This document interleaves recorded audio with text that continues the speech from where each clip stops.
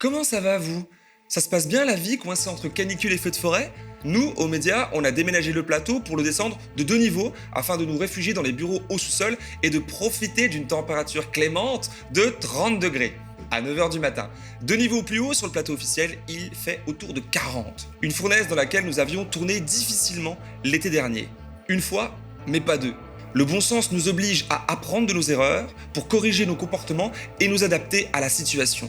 Exactement comme le font les patrons des multinationales polluantes et nos responsables politiques. Oui, les premiers viennent de décider de reverser l'intégralité de leurs bénéfices records réalisés pendant la crise sanitaire à l'État qui, après le scandale UberLeaks, s'est radicalement ressaisi afin de mettre, comme promis, les politiques écologistes au centre de son action à court, à moyen et à long terme. Les dizaines et dizaines de milliards d'euros ainsi arrivés dans les caisses publiques sont en train de financer un grand plan historique de planification sociale et écologique. Un ministère de l'action sociale vient d'être créé à la surprise générale pour expressément sortir de la rue les quelques 300 000 personnes SDF que compte notre pays. L'État vient de réquisitionner plusieurs millions de mètres carrés de logements et de bureaux vides depuis plus de 2 ans pour cette mesure d'urgence humanitaire. À l'écoute des oppositions de gauche, Emmanuel Macron vient d'annoncer l'embauche d'1,5 million de personnes par l'État qui, en partenariat avec des entreprises qualifiées et contrôlées, va tout de suite lancer des milliers de chantiers afin d'isoler chaque bâtiment, végétaliser toutes les surfaces possibles, désartificialiser la moindre parcelle de sol utile, planter des centaines de milliers d'arbres en urgence dans les zones urbaines, réactiver rivières et zones humides naturelles, etc. afin de faire baisser la température rapidement partout sur le territoire. Enfin, le gouvernement est en train de revoir sa copie en termes d'imposition des grandes fortunes et de la lutte contre l'évasion fiscale, récupérant alors plus de 100 milliards d'euros par an. Une somme colossale rendant possible des investissements publics tout aussi colossaux.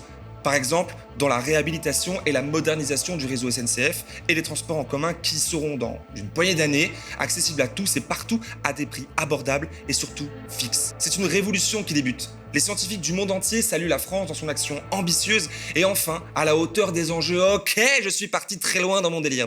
Disons que ce sera ma guerre des mondes à moi, version positive. Car oui, avouez que ça vous a fait un brin sourire, voire du bien quelque part d'avoir pu, là, écouter ces quelques bonnes nouvelles, même si totalement fictives. La réalité, vous le savez, est aux antipodes. Malgré l'alarme qui hurle l'injonction de freiner des cas de fer, nous courons tous joyeusement vers les flammes. Quelle joie! Mais rassurez-vous, pour ce 10e et dernier Jamie Hebdo de l'été, il y a aussi des bonnes nouvelles, comme par exemple une décision fracassante de la Cour de cassation et le départ du déjà regretté préfet Didier Lallement. Nous sommes le mardi 19 juillet, à l'heure où j'écris les lignes que je vous interprète ici, aujourd'hui, mercredi 20 juillet au matin. Aidez-vous de la barre de lecture sur YouTube pour vous repérer dans les sujets abordés. C'est parti.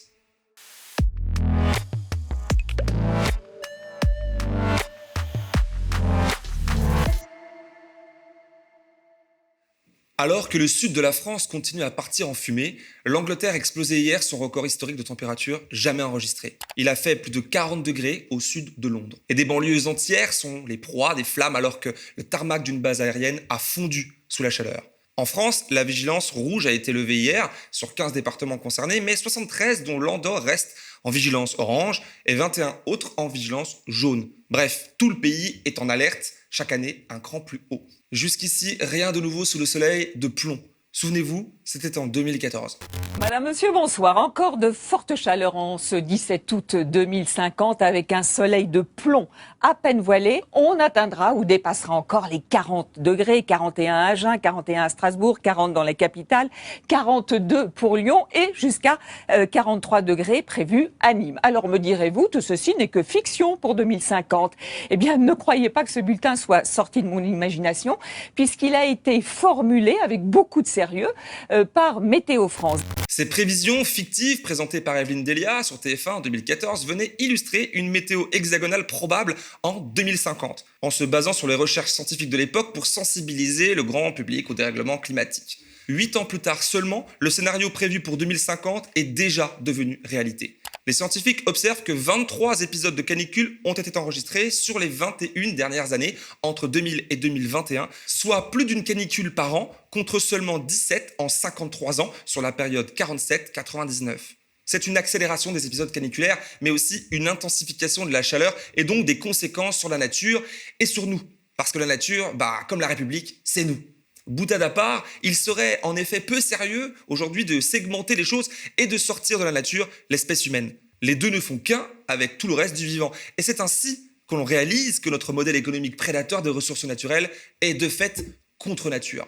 L'image de la branche sur laquelle nous sommes assis et que l'on scie en regardant ailleurs est plus criante que jamais. On ne peut que comprendre les masses toujours plus nombreuses de personnes s'engageant dans l'activisme écologiste et social sur le terrain, allant parfois jusqu'aux actions de sabotage pour se faire entendre. Nous ne défendons pas la nature, nous sommes la nature qui se défend. Je ne sais pas quand et qui a prononcé cette phrase pour la première fois, mais je la trouve parfaitement en phase avec la réalité.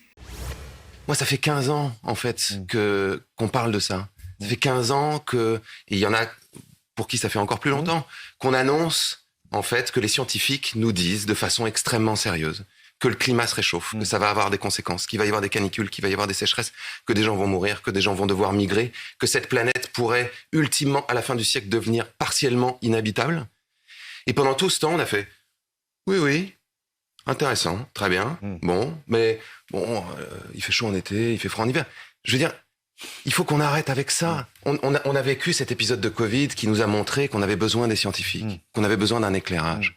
Là, on a la plupart des meilleurs scientifiques du monde entier qui étudient ce phénomène depuis des décennies, qui nous disent ce qui va arriver. Donc, par pitié, écoutons-les, préparons-nous, organisons-nous, on sait comment faire, les solutions existent, l'argent est là, faisons-le.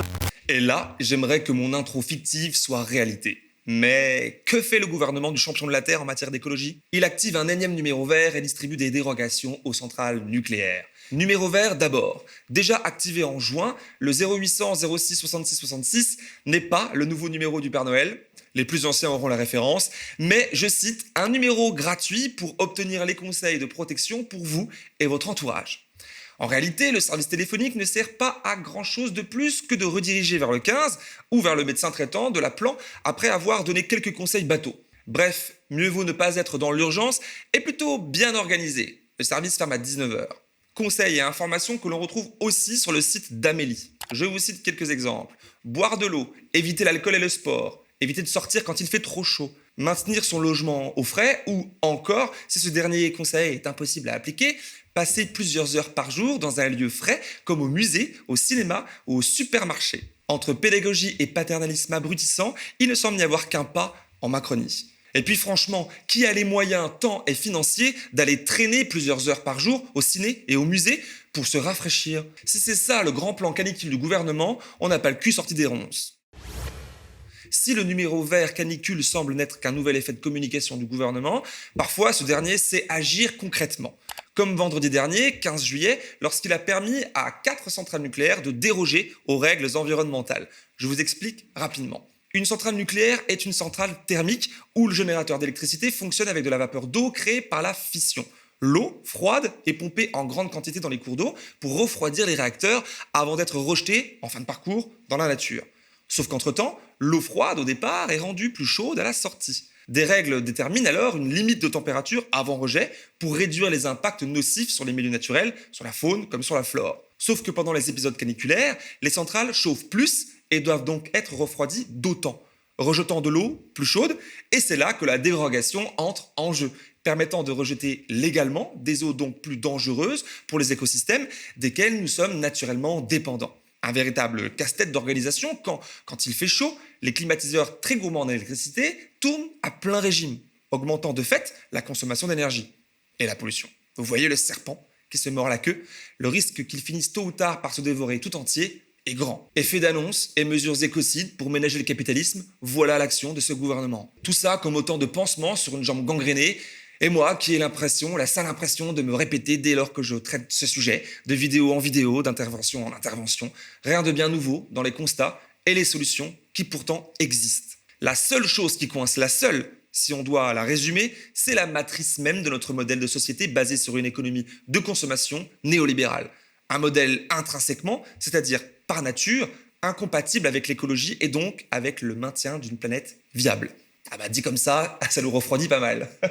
Calmez-vous, calmez-vous bien évidemment. Je rassure l'équipe autour de moi parce qu'ils sont là, ils se font 40 degrés, enfin 35.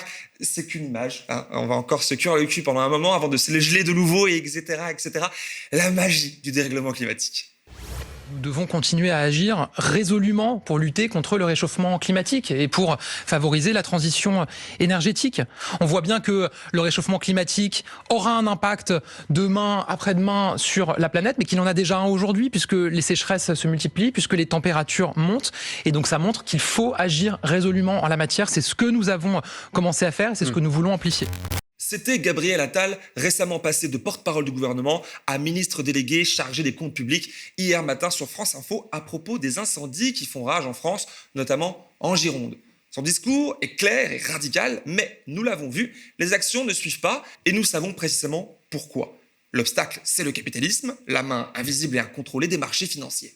Néanmoins, sans même révolutionner le monde, des mesures pratiques pourraient être mises en place pour, au moins, faire face à la catastrophe sur le moment. Comme, par exemple, combattre durement et éteindre efficacement les incendies avec des canadaires. Sauf que les moyens humains et techniques font défaut. C'est ce que dénonce un porte-parole du syndicat national du personnel navigant de l'aviation civile, constatant même des avions cloués au sol, sans pilote, alors que les flammes progressent. Le gouvernement, à travers Gabriel Attal, souhaitait encore hier se montrer rassurant. Je pense évidemment à nos sapeurs-pompiers, je pense aux agents de l'ONF, l'Office national des forêts, je pense à l'ensemble des personnes et les élus notamment qui concourent à faire en sorte de protéger les riverains et de lutter contre ces incendies. On a beaucoup augmenté ces dernières années les moyens de la sécurité civile, plus 200 millions d'euros, je le dis en tant que ministre du budget, pour la sécurité civile, pour renforcer notre équipement. On a la plus grande flotte d'Europe en matière d'avions, d'hélicoptères pour lutter contre les incendies et on va continuer à la renforcer. En somme, une nouvelle fois, tout va bien, on assure, on est génial, les meilleurs en Europe. Et on s'apprête d'ailleurs à l'être encore plus encore. Sauf que marteler un discours n'en fait pas une vérité pour autant. Oui, les pompiers et autres agents sur le pont font leur maximum, comme les soignants à l'hôpital et les profs dans les écoles, mais leur dévouement, que l'on salue sérieusement au passage, se heurte systématiquement à des moyens insuffisants. Des grèves viennent nous le rappeler régulièrement. Le nier, c'est s'enfermer dans le déni. Et en parlant de déni, regardez donc Gabriel Attal botter en touche quand la question du journaliste souligne un point délicat. Juste, est-ce que les 5000 pompiers volontaires qui ont été suspendus parce qu'ils ne sont pas vaccinés manquent aujourd'hui alors que la France fait face à ces incendies monstrueux ? Vous savez, sur la question soit des soignants ou des pompiers qui ont été suspendus du fait de leur non-vaccination, il y a un travail qui est mené en lien avec la Haute Autorité de Santé. Ce que je veux dire, c'est qu'il y a des milliers de femmes et d'hommes qui sont mobilisés sur ces incendies, que nos avions volent avec des pilotes et que tous les moyens sont mobilisés aujourd'hui pour lutter contre ces incendies. Je ne crois pas. Hasardeux et osé de dire que 5000 pompiers en moins, ça ne change pas grand-chose, regardez nos avions volent, blablabla. C'est comme dire l'hôpital public va très bien, regardez nos soignants soignent. Encore du déni, ça devient maladif. Et puis, il a là manqué une bonne occasion de se taire en faisant référence aux soignants, justement. Car le ministre de la Santé lui-même a dit le contraire à l'Assemblée le 13 juillet, affirmant que la réintégration des soignants non vaccinés n'était pas sur la table. Mais après tout, si la puissance publique ne peut rien faire ou presque, c'est peut-être que les macronistes ont raison.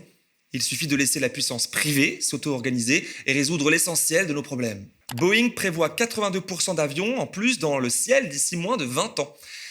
Ah bah non, décidément ça ne fonctionne pas comme ça. On nous avait pourtant promis un monde post-Covid plus sobre et raisonnable, mais il semblerait qu'après 2 années difficiles, les industriels, pourtant gavés d'aides publiques, aient un appétit plus gros que jamais à satisfaire. Mais sans doute ne sont-ils pas tous les mêmes. Regardons du côté des big boss. Allez, au hasard, Vincent Bolloré. Le 17 juillet, le multimilliardaire français a effectué un triple vol dans son jet privé en moins de 5 heures. À l'instar du PDG de Total Energy qui, le mois dernier, a consommé à lui seul une quantité d'énergie avec son jet privé lui aussi, de l'équivalent d'un Français moyen en 30 ans. Ce même PDG qui s'est augmenté son salaire de 52% en 2021 pour atteindre quasi 6 millions d'euros annuels, alors que dans le même temps, sa société individualise la lutte pour le climat en culpabilisant ses clients à la pompe. Je crois que là, on tient un niveau de cynisme rarement observé. Là, les chiffres sont implacables. Et c'est un peu fou, c'est-à-dire que vous disiez tout à l'heure, peut-être qu'il faut qu'on le vive pour s'en rendre compte, mais vous avez peut-être vu ce film qui s'appelle Don't Look Up, que beaucoup de gens ont vu, d'Adam McKay, où on voit des scientifiques se retrouver sur un plateau de télé et dire « Mais cette météorite est en train d'arriver sur nous. » Et puis, oui, bien sûr, mais soyez drôles, ne soyez pas trop anxiogènes, et puis on va parler d'autre chose. Ce nouvel extrait de Cyril Dion sur BFM hier 19 juillet me permet de transiter vers un autre sujet intimement lié au précédent. Lassée des informations, la population se détourne toujours plus des médias. Des études états-uniennes nous apprennent ces derniers jours une tendance globale à l'épuisement informationnel. Alors la chose n'est pas si nouvelle, mais la période Covid n'a rien arrangé. Dans son dernier rapport annuel, l'Institut Reuters avance que 42% des personnes interrogées déclarent éviter activement, parfois ou souvent, toute information. C'est un phénomène inédit de cure d'information. Si c'est pour aller vers une meilleure information, tant mieux, mais ça ne semble pas forcément être le cas. En Suisse, où les personnes consommeraient plus d'informations, à l'instar du Japon ou encore de la Suède, la tendance s'observe aussi. Pire, les personnes disent éviter les informations car, je cite, « elles sont trop négatives » ou contiennent trop de politique. L'article de la RTS se termine sur une note, à mes yeux, inquiétante, sonnant, je cite, un avertissement pour les entreprises médiatiques qui doivent réfléchir à comment rendre leur contenu plus pertinent et attirant. C'est dramatique pour l'avenir de l'information et plus largement pour l'émancipation politique des populations. Cyril Dion a donc parfaitement raison de faire le pont avec le film Don't Look Up. D'autant plus que la plupart des médias, notamment audiovisuels, sont financés par des régies publicitaires en fonction de l'audience de leurs émissions. C'est un cercle vicieux. Mais des solutions alternatives existent et c'est l'occasion, vous voyez venir, parfaite pour vous inviter à soutenir le média et ses émissions d'information variées tant sur la forme que sur le fond. Devenez abonné payant et ou sociétaire dès 5 € sur lemediatv.fr/soutien et soyez acteur, actrice de la réussite de ce pari fou de mieux informer au quotidien avec le média.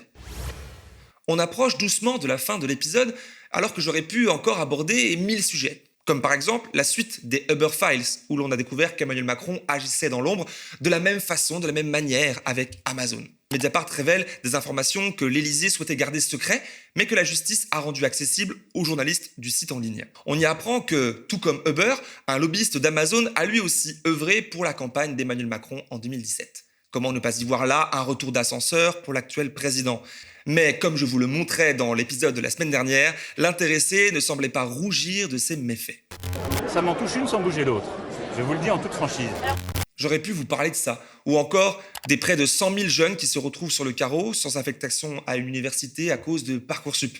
Ou bien de la tendance de plus en plus problématique d'Emmanuel Macron de reprendre des notions de l'extrême droite, comme le concept de nation organique, empreinte d'une certaine idéologie fasciste, sans que ça n'alerte tant de monde que ça.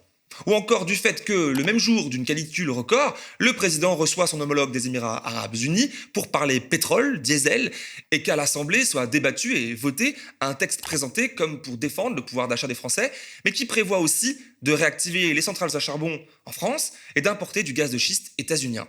Mais nous en aurions pour la nuit tout entière, et je vous sens trépigner d'impatience de finir ce dernier édito par les 2 bonnes nouvelles.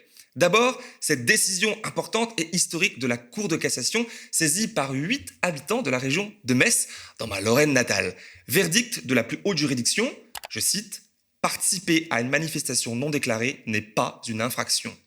Cette décision est majeure pour les futurs mouvements sociaux, les précédents, surtout pendant la période Covid, ayant été fortement réprimés, notamment par un torrent d'amendes de 135 € pour participation à un rassemblement interdit. Comme beaucoup, j'en ai personnellement fait les frais à plusieurs reprises, malgré ma mission d'information, mon travail. Le fléau touchant des foules entières de manifestants avait atteint des journalistes dits de médias nationaux, comme Emmanuel Anison, œuvrant chez l'Obs, qui se fera plaquer au mur par un policier et amendé de 135 € pour avoir interviewé 7 gilets jaunes dans un bar la veille du premier tour des élections présidentielles en avril dernier.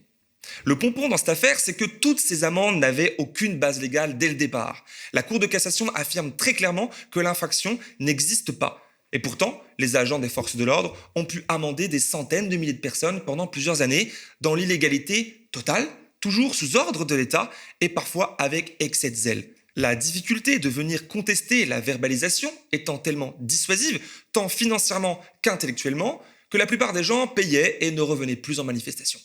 Jackpot à tous les niveaux. Cette décision de justice fera alors date et sans nul doute jurisprudence pour les prochaines affaires qui ne manqueront pas d'émailler les mouvements sociaux de la rentrée. Dans tous les cas, ces 8 messins nous offrent là une belle leçon. Ne jamais lâcher l'affaire face à une injustice, même la plus petite. La portée de la victoire pourrait aller bien plus loin qu'on l'imagine. Et on termine avec la bonne nouvelle du jour. Aujourd'hui, mercredi 20 juillet 2022, est un jour à marquer d'une pierre blanche. Didier Lallemand quitte son poste de préfet de Paris qu'il occupait depuis mars 2019. C'était Emmanuel Macron qui l'avait fait venir de Gironde, où il officiait depuis novembre 2017, avec des méthodes quelque peu violente. En janvier 2019, un gilet jaune avait été lourdement blessé à la tête par un tir de LBD à Bordeaux. Une enquête du Monde avait démontré des ordres et un comportement policier plus que problématique. La même année, en mars, le député LFI Jérôme Prudhomme avait essuyé, lui, des coups de matraque de la part d'un agent, toujours à Bordeaux, blessé à l'oreille alors qu'il quittait une manifestation pacifiquement pour rejoindre son vélo.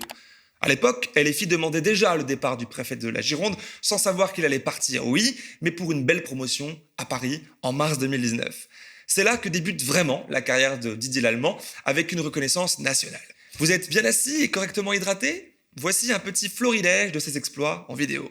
Que ceux qui sont aujourd'hui hospitalisés, ceux qu'on trouve dans les réanimations, désormais aujourd'hui, ce sont ceux qui, au début du confinement, ne l'ont pas respecté.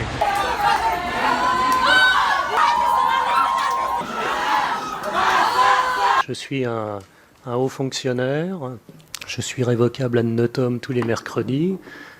C'est quoi votre problème, quoi ? Démantèlement sans ménagement, des coups de pied, coups de matraque. Sous les cris de militants et de migrants, la plupart des 500 tentes sont dégagées avec parfois des personnes à l'intérieur. Il faut chacun de nos concitoyens remplisse ce petit formulaire. Remplir la croix, celle qui vous concerne. Il y a d'autres endroits de Paris où malheureusement les consignes ne sont pas assez vite comprises. Vous me connaissez, je vais les faire comprendre assez vite si jamais les explications pourtant parfaitement claires du gouvernement n'étaient pas arrivées aux oreilles de tous. Les CRS ne tiennent de compte de rien, ils arrivent et ils tapent sur tout le monde. Parce que c'est madame, vous avez un joli gilet jaune. Oui, je suis gilet jaune, mais pas ce gilet jaune-là. Eh bien, nous ne sommes pas dans le même camp, madame. Paris savait pas qui...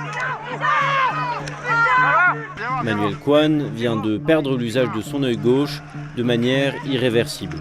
Très bien. Excellent. Bien entendu, vous êtes très loin d'avoir ici l'exhaustivité de son œuvre parisienne.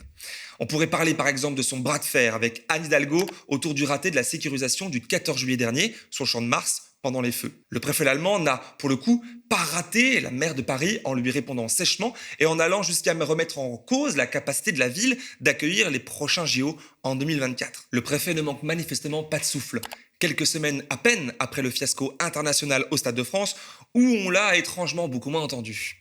Le gouvernement, notamment au travers de Gérald Darmanin, s'était alors noyé dans les explications douteuses et même des mensonges, notamment sur le nombre de supporters présents sur place et sur l'importance des billets falsifiés. Le monde entier avait pu voir le désordre et le chaos dans l'organisation et des policiers gazant des personnes manifestement pacifiques. Le 30 mai, lors d'un point presse officiel, c'est la ministre des Sports qui répondra aux questions alors que Didier Lallemand est présent. So the tear gas was being sprayed indiscriminately. I saw it. What? Able to continue together if you want. I would like to address also the French journalist questions. Est-ce qu'on peut poser une question à Monsieur Lallemand ou il va rester muet ou on a le droit de lui poser une question? Il a une autorité, c'est moi. Merci. Courageux, mais pas téméraire. Didier Lallemand va donc quitter son poste de petit tyran à la préfecture de police de Paris après plus de 3 ans de service et de loyauté à Emmanuel Macron. Mais ne vous réjouissez pas si vite, car il sera remplacé par Laurent Nunez, ex-secrétaire d'État auprès du ministre de l'Intérieur Christophe Castaner, à l'époque surnommé l'éborgneur de Gilets jaunes par l'opposition. Laurent Nunez, bien que peut-être moins démonstratif que Didier Lallemand, s'est déjà illustré à la hauteur du poste. En novembre 2019, pendant le mouvement des Gilets jaunes, il disait ceci. Les consignes sont les mêmes, c'est-à-dire que les forces de l'ordre, gendarmes, policiers, interviennent chaque fois que des axes structurants sont bloqués ou chaque fois qu'il y a des violences. La France ne peut pas être bloquée, les forces de l'ordre interviendront systématiquement. C'est les instructions qui ont été données et que nous suivons de très près. 2 mois plus tard, en janvier 2020, après des semaines de violences policières, cela... Les policiers ne sont pas violents. En fait, la violence... de l'État, c'est une violence qui est légitime, c'est-à-dire qu'elle est très encadrée. Les policiers ne peuvent avoir recours à la violence que lorsqu'il y a une agression, lorsqu'ils sont eux-mêmes menacés pour mettre fin à des exactions. Et donc, elle est extrêmement encadrée. L'usage de la violence par la police, elle est extrêmement encadrée. C'est ce qu'on appelle la violence légale. Et en mars de la même année, dans un autre registre. Ils sont où ces masques ? Ils arrivent quand ? Le gouvernement a affirmé qu'ils allaient arriver. On a vu que des dizaines de millions de masques seraient utiles dans les hôpitaux, dans les jours à venir. Ils sont livrés très régulièrement et les personnels des EHPAD font partie des personnels cibles. Mais vous reconnaissez qu'il en manque ? Les personnels soignants dans les hôpitaux. Et le ministre non, je ne reconnais pas qu'il en manque. Le ministère nous en avons parlé d'ailleurs ce matin même encore au Conseil de défense. Ces masques sont en cours de livraison. Laurent Nunez pratique donc la langue de bois comme il le faut et sait manier le fameux circuler y a rien à voir, on fait tout bien, on est génial, dont raffole Emmanuel Macron. Il sera donc parfait à la place de l'allemand pour que rien ne change. Le contraire nous aurait fortement étonnés, malgré la promesse faite du président en avril de gouverner autrement. Et c'est la fin de ce 10e Jamie Hebdo. Merci de l'avoir suivi jusqu'à son terme. J'espère que vous avez apprécié l'avoir visionné autant que j'ai eu de plaisir à le produire. Ce numéro est le dernier de la saison qui marque pile une année pour moi aux médias. Vous m'avez découvert avec ce format édito en juillet 2021, puis avec plein d'autres, variés pendant 12 mois. Je marque aujourd'hui une pause avec le média jusqu'à la rentrée de septembre où j'espère bien vous y retrouver. Cela ne tient qu'à vous, laissez vos commentaires sous cette vidéo, partagez-la autour de vous et surtout, rendez-vous sur lemediatv.fr/soutien, vous connaissez l'adresse, pour faire un don et ou vous abonner de 5 € par mois. La pérennité des programmes de la chaîne ne dépend que de vos soutiens réguliers. Bon, j'avoue que c'est avec une certaine émotion que je vous dis aujourd'hui au revoir sur cette antenne, après une année pleine, chargée d'informations, de chroniques, de reportages et de défis. J'ai adoré travailler avec une équipe vraiment cool et professionnelle que j'espère retrouver très vite. Merci à elle. Quant à vous qui nous regardez, merci de votre soutien et de votre confiance en mon travail. Merci beaucoup et à très bientôt.